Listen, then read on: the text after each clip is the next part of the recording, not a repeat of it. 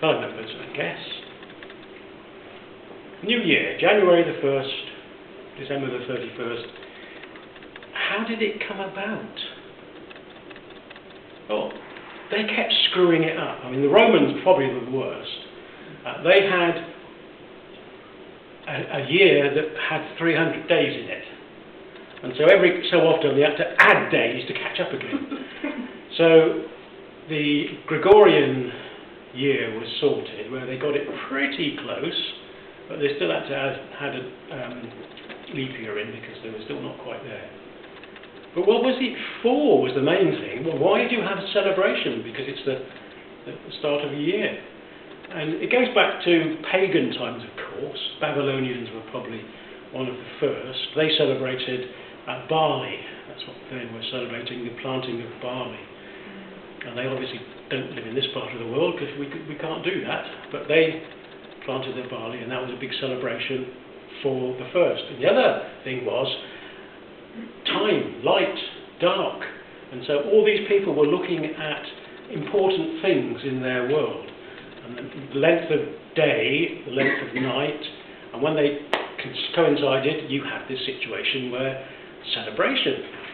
But New Year, where do you think it happens first? Today, in this world, where do you think it happens first? Any ideas? Australia, right? No. Yeah, it's Ireland. It's got the most appropriate name.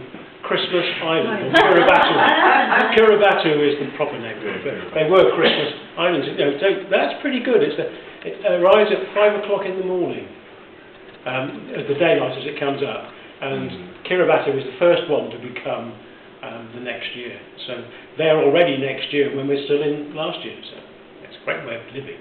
You could go to the date line and go backwards and forwards and swap days. You don't do that really. It's bit difficult. Right, so customs. What do we do? Well, you've got the actual celebrations, which is one thing, but there's an extra thing that we all get involved with, which we don't. Well, we do at the time when we're probably drunk doing it, but afterwards, and it's not what you're thinking. It's resolutions. You make your resolutions, and within days you start breaking them. You listen to Tony Hancock, when he did his brilliant half-hour piece on resolutions, as he destroyed them one after the other because he couldn't stop. So that's what we do. But why? Why do we have resolutions? Because back in the pagan days, Romans particularly, you had a situation where, I owe him money. He owes me some slaves.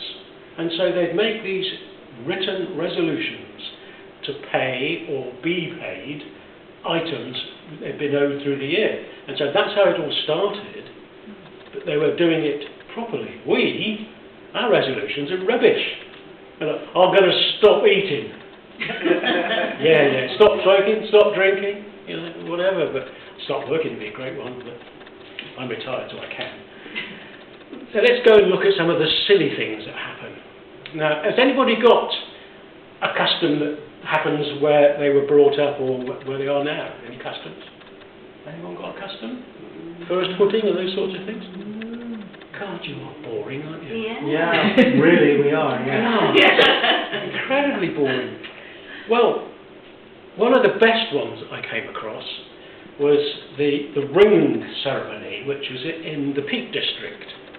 Now, this was great because they got this big picture, what you call a posset actually, big picture full of beer, whiskey, spices and currants. And they stirred it all up, and the lady of the manor dropped her ring into it. And so then everybody had the ladle, scooped some out and put it into their mug and went to drink it. Now, whoever got the ring, that person was rather special, because when they got it, they were the ones who were going to get married next. Guaranteed. They get the ring, they get married. That's died out. 19th century, it sort of stopped happening. But there is another one though. Isle of Man, brilliant. the fiddler, and this is not a and this is a guy who plays the violin, not the other kind of fiddler, but a violin player. Last song that they play, he stops, and then his job is to go to each of the maidens. Now these are the unmarried ladies, right? So those who don't recognise the word maiden, it's not cricket. So this fiddler goes to the first maiden, lays his head on her lap, and after a couple of minutes he calls her name out. That's the man she's going to marry. Now that's okay if they've already agreed that, because that's great. But sometimes it gets wrong. It calls the wrong name out by mistake, and it's a bit awkward because fisticuffs start. That's my woman. So anyway, they carry on, and at the end of that session, all the women know who they're going to marry, and the ones who haven't got a name know they've got a bit of a problem because nobody loves them. So why's all the lights going? Right, okay. Now my favourite is in Wales. This is brilliant. They have a thing called Tooling Day, and they go, each of these guys, they're all professional workmen, sort of builders and carpenters, things like that. They go to the farmhouse, there's lots of them, so they go to a farmhouse asking for their tools. Why would you leave your tools at a farmhouse? They go and ask for their tools. The farmer brings to them a big flagon of beer, because that was the current practice. You only go to tell them you want your tools because you want a pint of beer, and so they did. They got their beer. So that's a great idea. Imagine doing that today. Going to a farm, knock on the door, and say, "I want my tools." Forget that one. Now, going to London now. London. This was sort of stupid. Is not the word for this one. The daytime, all the bakeries have got their cakes on display, wonderful pastries and things, and people were going to the shops. Now, this is where it got really funny. These guys would be looking at the cakes, and little boys would come along and hammer their coats with a nail into the front of the shop, and they couldn't get away. And so you ended up with 10, 15 people all trying to fight their way out and couldn't understand why they couldn't go anywhere. And of course that was amusement for everybody. They all thought it was funny. I don't think the guys who ripped their coats thought it was funny. But the youngsters had fun. Then there's the clammy one up in Inverness. Barrel, tar, fire, and the young men carry it on their shoulders. Oh, wonderful. Get burnt.